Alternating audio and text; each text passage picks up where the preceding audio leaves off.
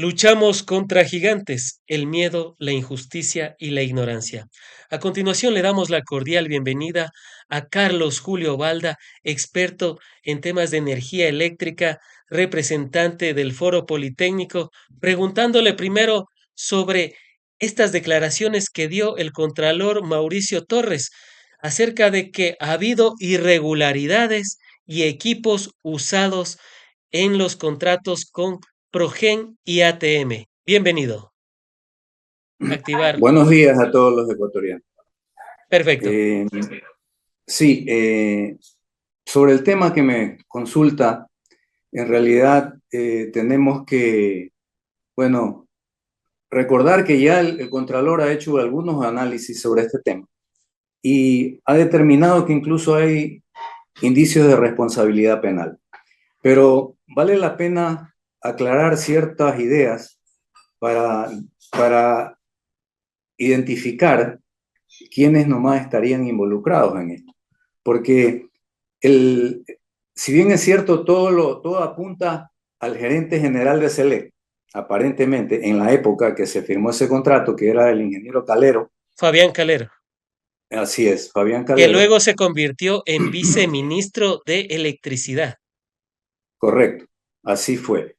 Entonces, Fabián Calero, si bien es cierto, era el que estaba al frente de Select en ese momento, recordemos que cada funcionario público en las empresas públicas tiene un nivel de poder de decisión en compras, ¿ya? Entonces, cuando pasa de ese nivel del gerente general de Select, la atribución siguiente la tiene el directorio. Y en el directorio normalmente está el ministro de Energía, ¿no? En ese Entonces, tiempo fue Hernán Luque Lecaro. él era el que estaba encargado en esa época, efectivamente. Entonces, incluso podría darse el caso que la competencia pase directamente al ministro y no esté en el directorio. Pero normalmente en el directorio sí se soluciona cualquier capacidad de decisión en cuanto al monto del contrato, ¿no? Entonces, es importante que en conocer si no se ha modificado esa capacidad de decisión del gerente general, que normalmente para un contrato como esto, que sobrepasa los 100 millones de dólares o por ese orden andan, la potestad es del directorio y no del gerente general. Entonces, ¿quiénes son los miembros del directorio? Eso es lo que hay que investigar en esa época. Y ahí usted va a encontrar a los responsables de todo esto que ha ocurrido. ¿Por qué digo los responsables? Porque los contratos, las convocatorias se hicieron para ciertas condiciones y finalmente los contratos se firmaron en condiciones distintas.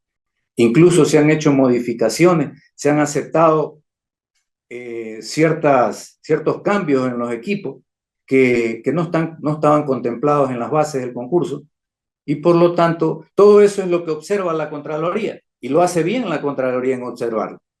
Pero debe ser más acuciosa y determinar exactamente la responsabilidad por el monto del contrato en quién recaía en ese momento de acuerdo con los estatutos de la empresa pública CLGP. Eso por ese Antes, lado. antes de irnos a los responsables, haciendo un poco de memoria, ATM fue la empresa constituida en abril de 2024, 57 días antes del proceso de adjudicación. Yo le pregunto, ¿eso no se podían haber preveído por parte de Selec esta irregularidad? Porque a todas luces, una empresa que se constituye 57 días antes, por lo menos deja un poco de duda, porque no tenía ni siquiera experiencia previa para poder hablar de temas de generadores de energía eléctrica. Es correcto lo que usted dice. Incluso, pues, una empresa que recién se constituye no tiene ni siquiera respaldo financiero, respaldo de estados financieros de un año para determinar en qué condiciones se encuentra. ¿ya? Simplemente lo único que tiene es una escritura pública que dice cuánto es las acciones, cuánto tiene de patrimonio, pero realmente en ese momento ninguna experiencia de nada absolutamente. Entonces, eso ha ocurrido en estos contratos, ¿no? Y eso, ¿cómo comprender que a esta empresa me parece que, claro, ya la ministra de Energía, Inés Manzano, lo ha corroborado en una entrevista, dijo que a ellos ya se les ha dado 39 millones de dólares y por equipos que no contaban con el respaldo del fabricante ni garantías técnicas. Coméntenos y explíquenos un poco más sobre estos equipos, que dicho sea de paso, corríjame si me equivoco, estos son los que no tienen el voltaje adecuado para Ecuador, sino que trajeron el voltaje europeo,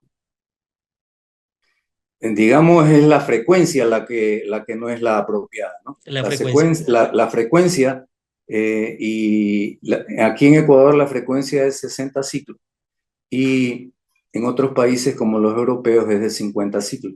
Entonces los equipos que han venido son equipos para operar con una frecuencia de 50 ciclos, ¿no?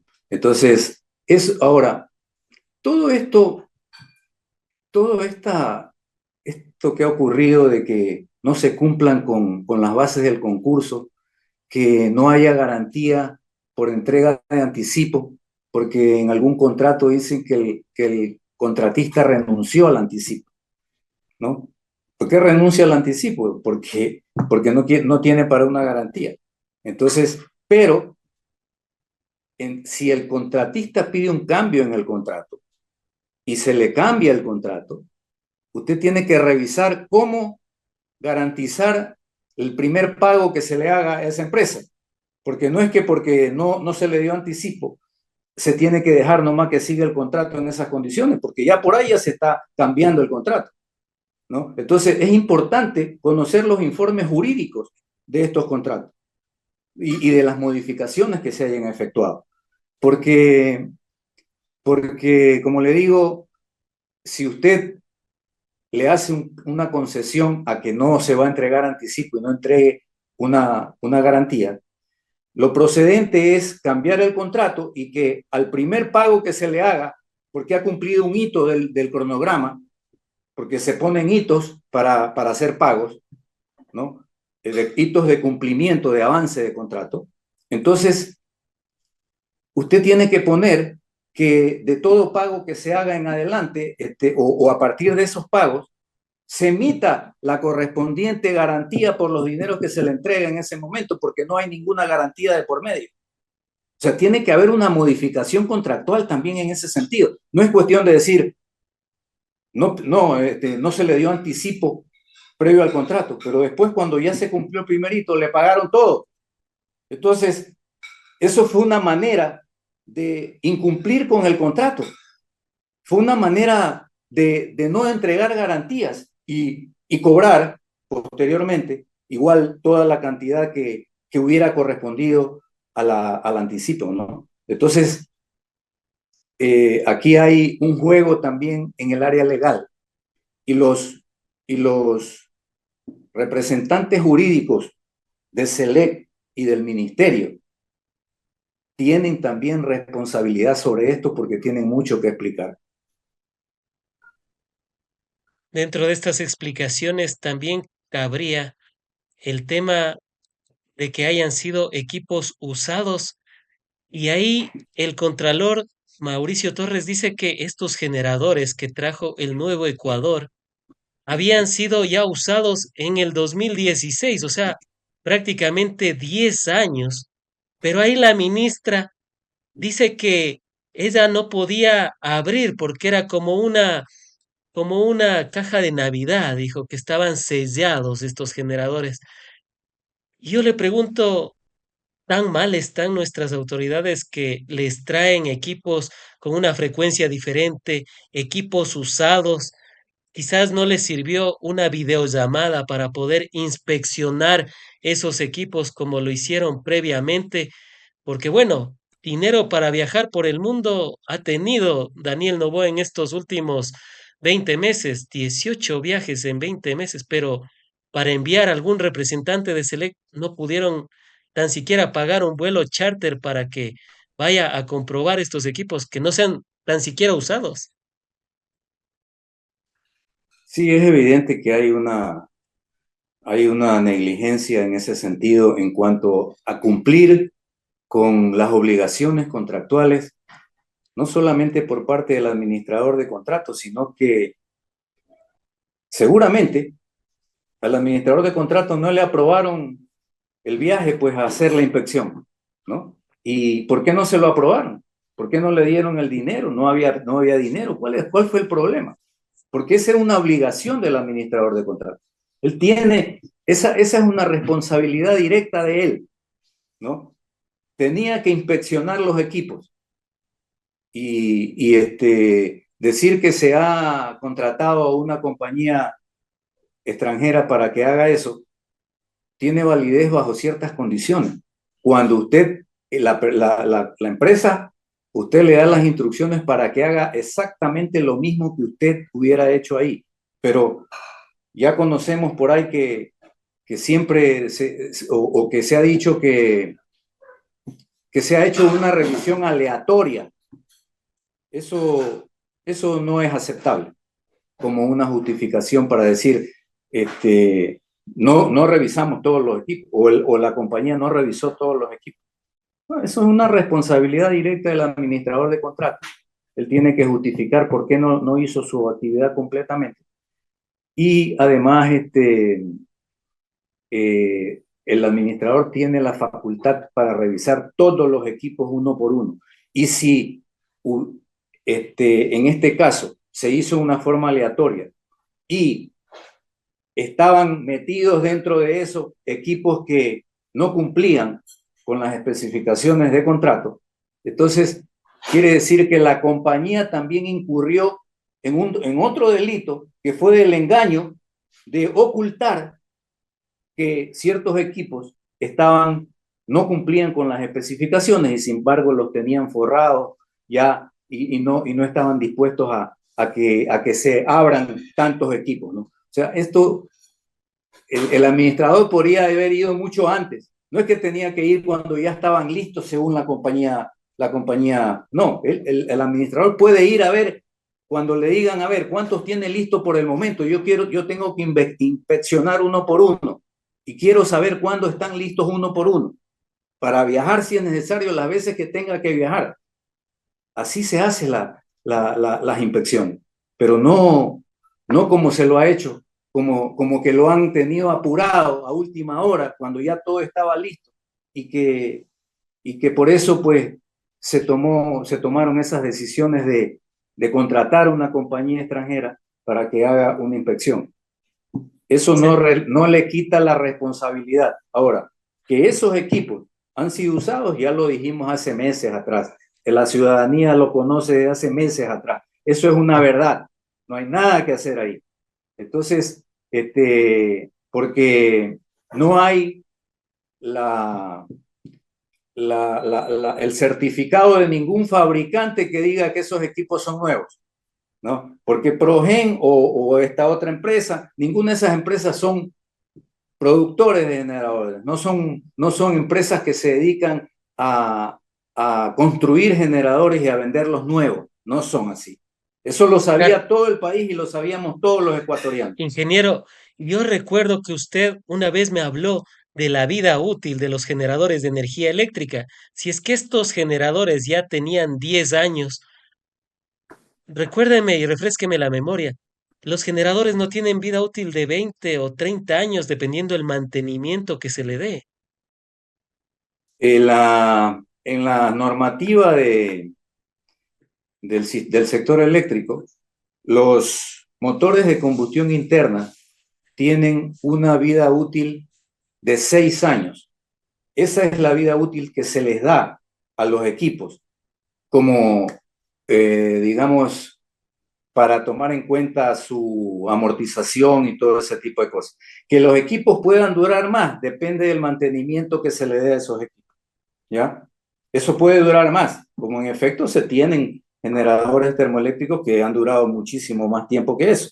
Pero eso no quiere decir que usted, para que duren eso, a los 6 años o antes, dependiendo de las horas de operación de la máquina, usted tiene que hacer cambios de un montón de piezas internas, ¿no?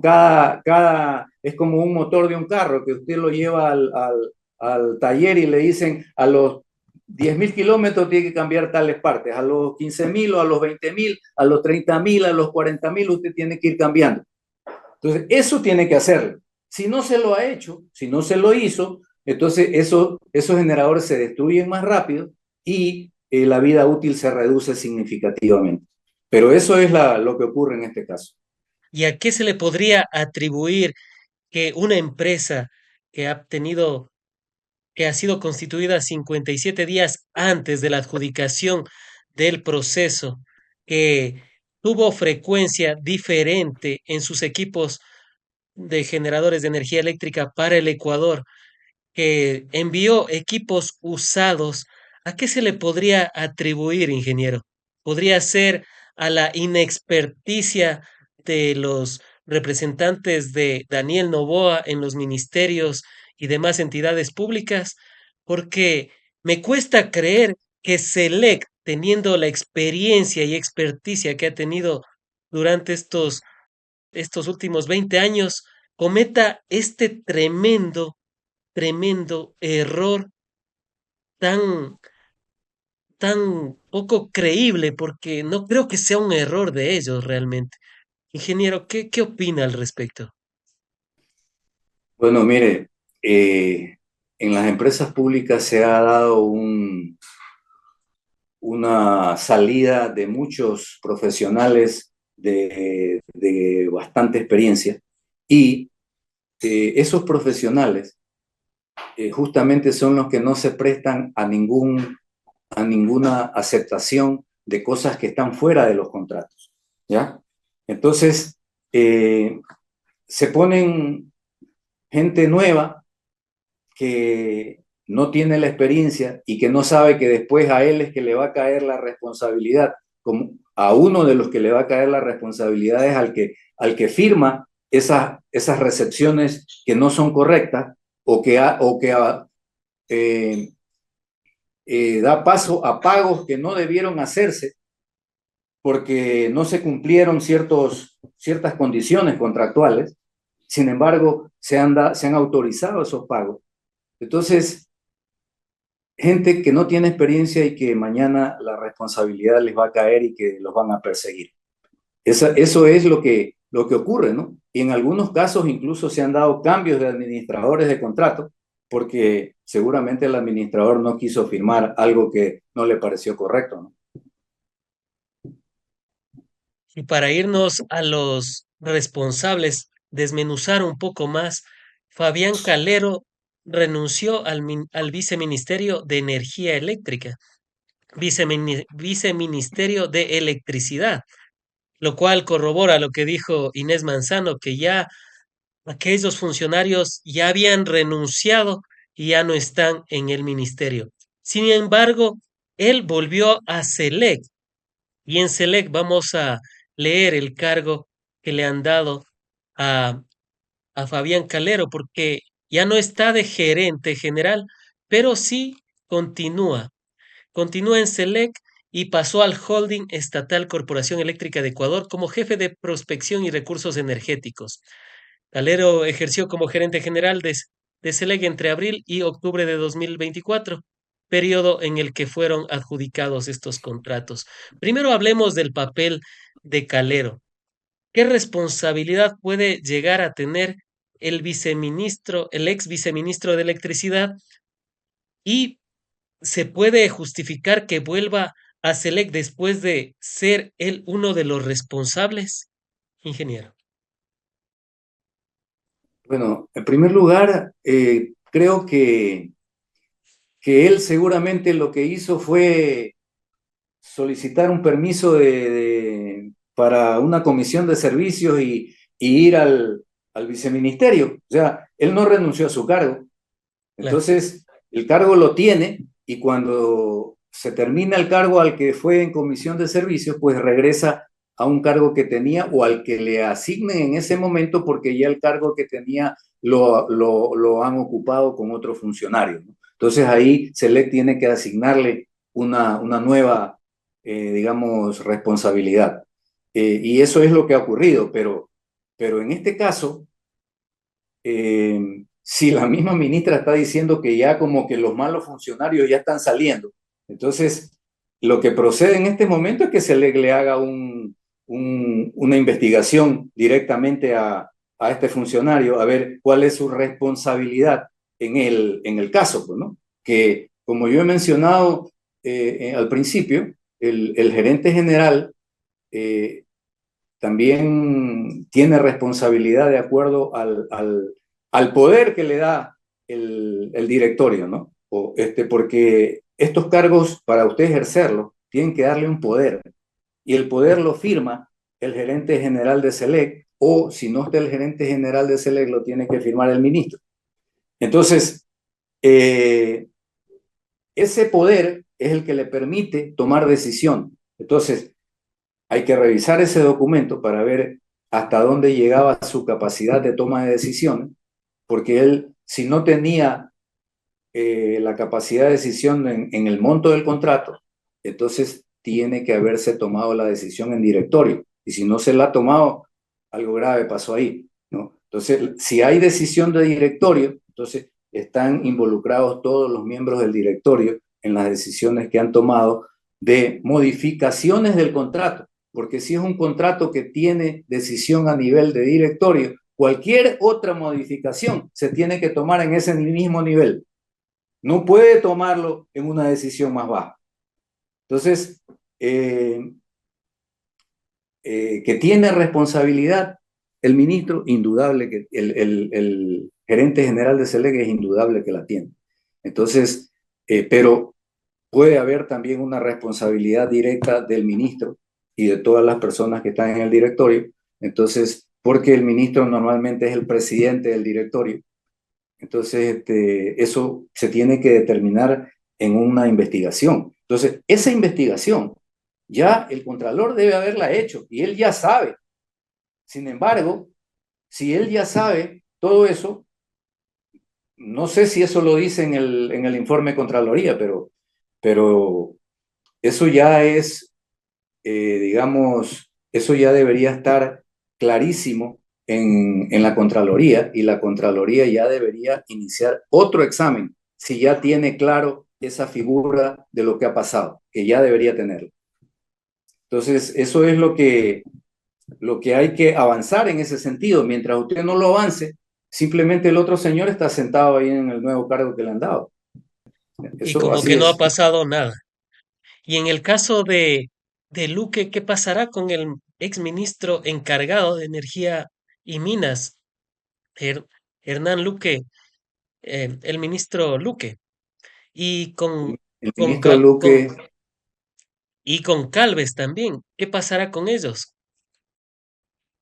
todos esos ministros hay que determinar el periodo de sus actuaciones y la responsabilidad que tienen, ¿no? Pues, recordemos que el ministro Luque estuvo hasta en las oficinas de Progen. Claro. Hay documentación, hay en internet donde está, que él mismo publicó incluso, que habían estado con Calero y con el secretario de la Administración Pública en esa época, ¿cómo se llamaba? Félix Wong, me parece que Félix era. Wong, sí. ¿Ya? Él también está ahí en esa visita. O sea, hay responsables que han estado participando activamente en esas contrataciones, ¿no? Pero, pero a todas luces, usted el primera cabeza que ve es al gerente general del SELEC, y a ese es el que probablemente le quieran adjudicar toda la responsabilidad, pero eso no es tan fácil.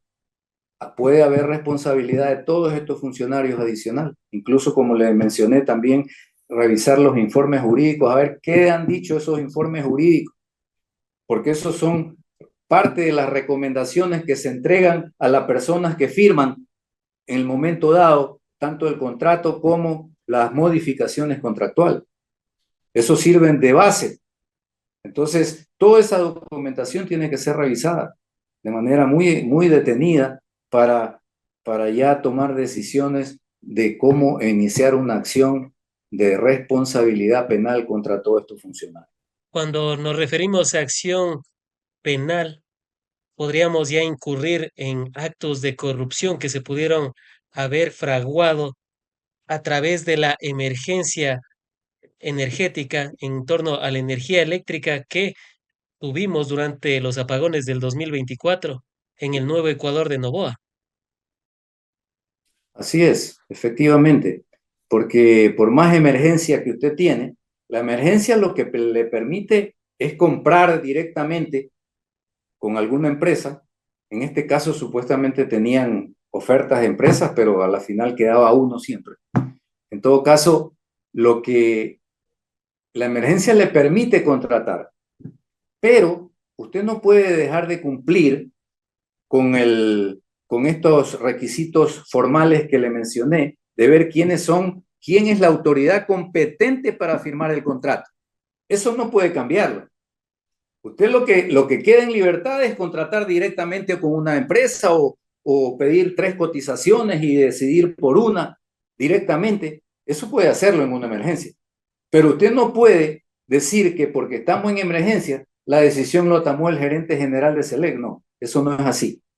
Hay una competencia, hay un organismo que es el competente de acuerdo al monto del contrato. Y todos los que estén involucrados en eso son responsables de lo que está pasando. Y con Progen todavía no ha salido el informe final por parte de la Contraloría, pero ya vaticinó algunas cuestiones el Contralor General del Estado. A Progen que también ya se le ha dado 69 millones de dólares. ¿Cómo queda Progen? Bueno, Progen tiene problemas similares al caso que hemos mencionado, ¿no? Eh, Ahí también hay equipos usados, hay equipos remanufacturados, ¿no? Igual que en el caso anterior. Hay también,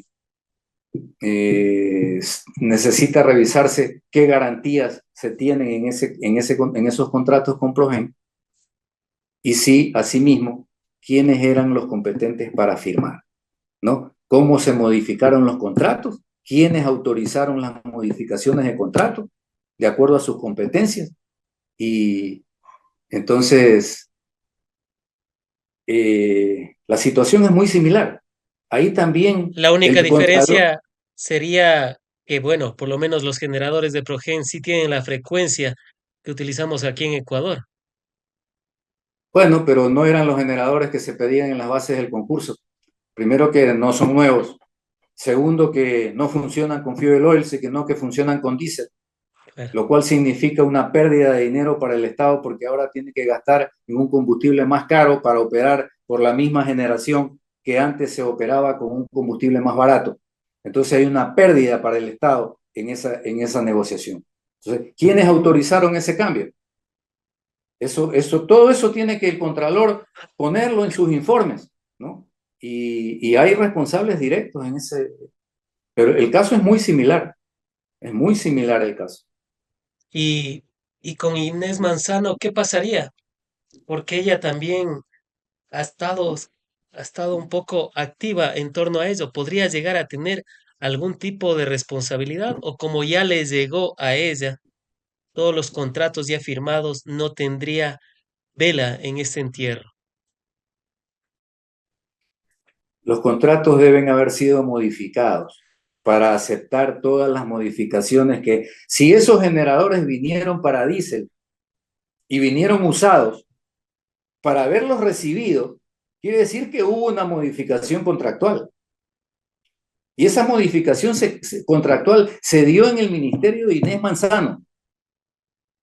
Entonces, Entonces, eso también tiene que determinarlo el Contralor.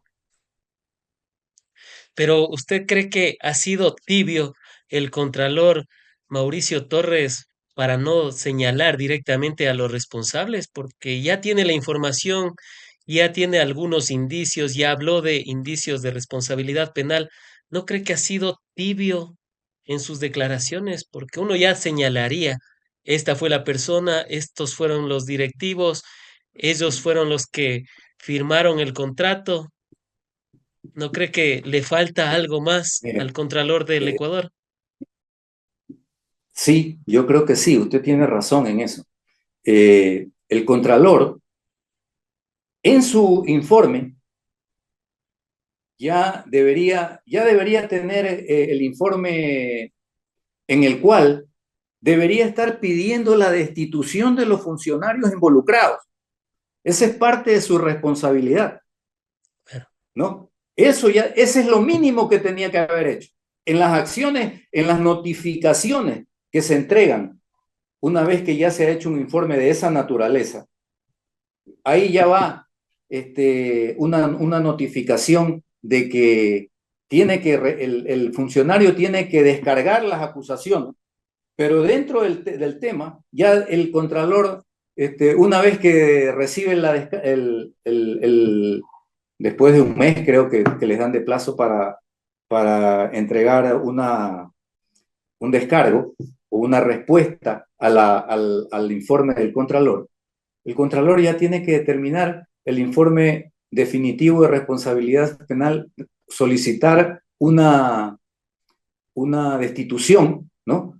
Y pasarlo a la fiscalía para que la fiscalía inicie un proceso penal. Ese es el procedimiento y yo sí creo que el Contralor ha sido demasiado tibio. Coincido con usted en eso.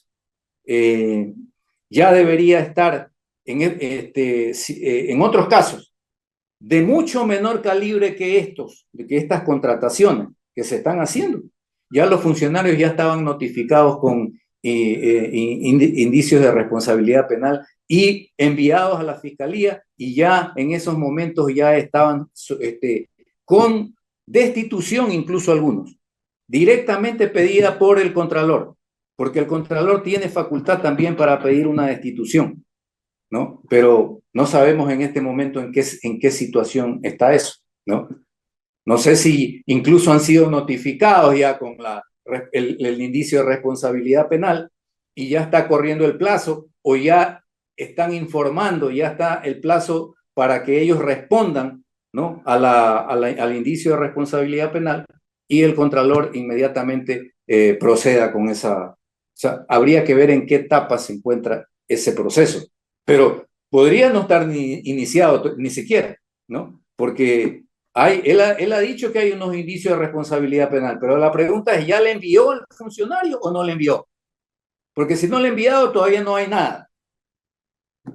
Y tiene un plazo para entregar eso. Si no se cumple con el plazo, el Contralor deja de tener efecto la resolución del Contralor y el funcionario puede aplicar a los artículos que corresponden en la ley que le daban un plazo al Contralor para hacer todo esto y no lo hizo dentro del plazo. Y el funcionario queda libre de todo problema. Todo Y eso puede darse. eso ya sería la cereza del pastel. Así Y que bueno, no es que también, puede demorarse demasiado el Contralor tampoco. Depende de cuándo hizo ese informe, pero normalmente tiene, no recuerdo si es 30 o 60 días que le dan de plazo para que el funcionario conteste, pero no más de 60 días. no, pues en otras circunstancias ya hubiesen allanado las oficinas de SELEC o del Viceministerio de Electricidad a Calero, quizás ya lo estuviéramos viendo en Colombia o en Miami, fugado quizás, Ya, y a los demás ministros. ya con ese informe que tienen en estos momentos, en otros casos ya se mandó a la fiscalía, Claro. ¿no? Antes de que el funcionario conteste, ya lo mandaban a la fiscalía. Y ya la fiscalía ya estaba allanando a quien correspondía, ¿no? Sin todavía el funcionario haberse defendido incluso. Entonces, todas esas cosas se han dado. Pero en este caso, parece que las cosas van con calma, ¿no? Se toman su tiempo o miden bien los tiempos políticos, ¿no? Para Que ver los qué informes, por tema. ejemplo, de Progen, mire usted que los informes de Progen ya pasaron ese plazo. Claro. Entonces, la pregunta es, ¿ya se mandó a la fiscalía eso? ¿Ya se confirmó la responsabilidad penal o no? ¿No? O ya quedaron libres de toda inculpación. porque si ya pasaron los 60 días después que él emitió su informe y notificó al funcionario, que es el caso de Progen, porque ese informe lo hizo el Contralor hace meses atrás. Entonces, en esos casos, ya tenía que haber un informe ya de confirmación de responsabilidad penal y también un informe para la Fiscalía, para que la Fiscalía inicie el proceso. No creo que existe eso, a no ser que el Contralor haya determinado que se han hecho modificaciones contractuales de acuerdo a la ley, lo cual me parecería muy raro que el Contralor avale ese tipo de cosas, porque la Contraloría se basa en el contrato inicial y en la ley vigente para que cualquier modificación contractual se haga en base a los mismos términos que se hicieron en el contrato y no a lo que decida unilateralmente el administrador de contrato o el gerente general de SELEC o cosas por el estilo. Entonces hay un procedimiento, pero es evidente que al gerente general de SELEC parecería que sí se lo está inculpando en algo por el hecho de que ya salió del viceministerio de electricidad. Antes de finalizar y agradeciéndoles a todas y todos por su amplia sintonía, sabemos que tenemos decenas de comentarios y de conectados. Les agradecemos enormemente. Recuerden dejar su épico pulgar arriba, compartir la transmisión. Recuerden que aquí contamos verdades en cantidades industriales y en proporciones monumentales. Antes de finalizar, ingeniero, le quisiera preguntar sobre esto que dijo Inés Manzano en entrevista, que tanto ATM como Progen tenían, tenían tiempo de prórroga, 30 y 60 días. Pero yo le pregunto, ¿cuándo debían ser instalados los generadores de Progen y de ATM? Y si ya no pasaron ese tiempo de prórroga. Bueno, los contratos normalmente prevén prórrogas, por ejemplo, en los casos en que el contratista no haya recibido el anticipo a tiempo y se empieza a contar desde la fecha del anticipo. Pudiera ser una causal, aunque hay contratos que le ponen que en momento de la firma del contrato empieza a contarse el tiempo del contrato, ¿no? Entonces, podría haber una causal para ampliar, pero sabemos que en este caso, pues no, aparentemente no hubo anticipo. Entonces, esa causal no aplicaría. Ahora, Claro, cualquier porque otro fueron tipo, puntuales en los anticipos, ¿no? Y a más de la claro. mitad le han dado casi el 80%, si la memoria no me es esquiva, 70%. Entonces, mire, yo creo que de ahí cualquier otra causal tiene que ser analizada muy detenidamente, porque, porque las únicas causales válidas pudieran ser eventos de fuerza mayor que hayan impedido que el oferente o el contratista cumpla con los plazos establecidos. Pero yo no veo eventos de fuerza mayor que pueda argumentar el proveedor en estos casos, porque estos casos de emergencia contienen cláusulas especiales en cuales los contratos se aceleran precisamente porque estamos en una emergencia y no cabe que el contratista incumpla con esas fechas de entrega de los equipos, por lo menos, de los equipos, ¿no? De entrega de los equipos para tenerlos aquí en el país, porque otra cosa es que el contratista que va a hacer la instalación de los equipos tenga un incumplimiento. Esa es otra Claro. cosa, ¿ya? O sea que Pero sí o sí tenían que estar los equipos en noviembre y diciembre, como decían en los contratos.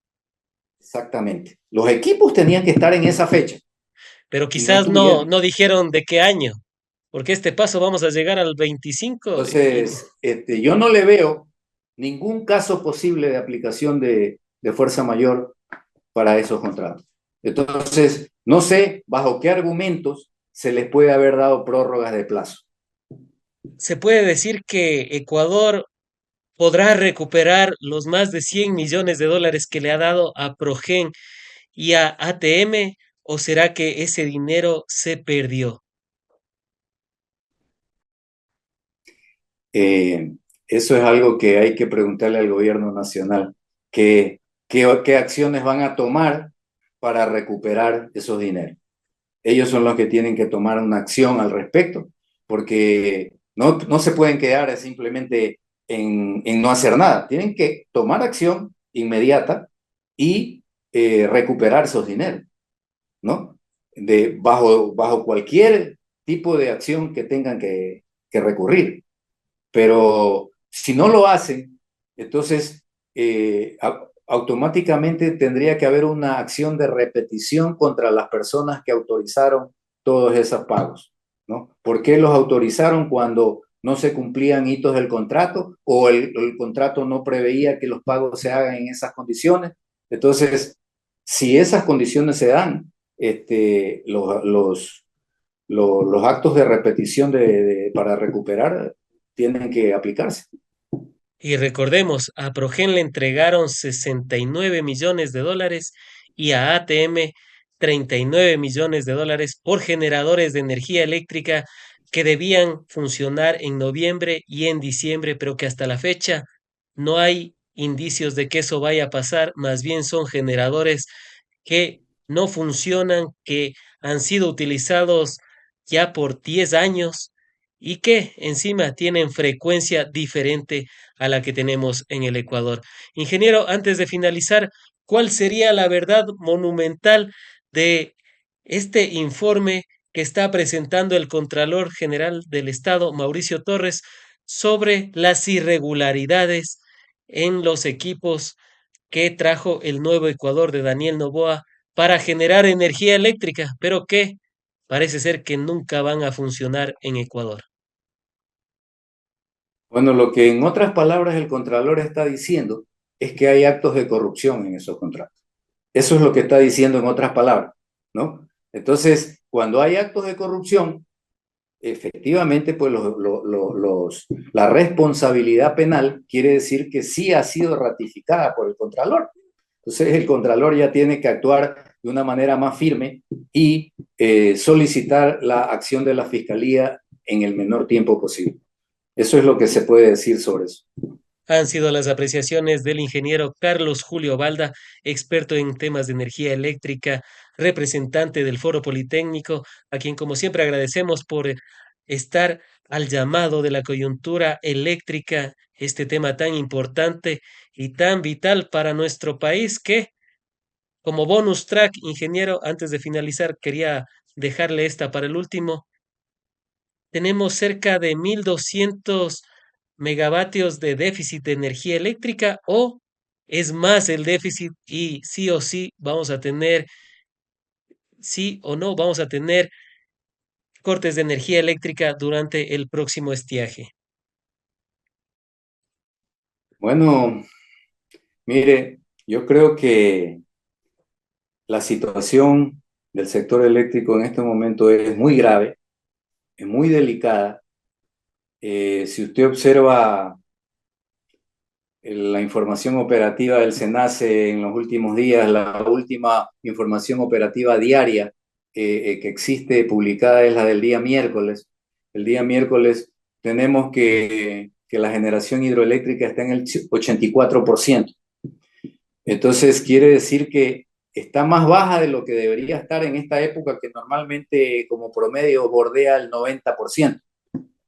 Eso como que da una indicación de que estaría bajando un poco las aguas y que por otro lado, si vemos otro indicador ahí en esa información diaria del día miércoles, tenemos que Coca-Cola Sinclair está operando a un 50% de su capacidad aproximadamente.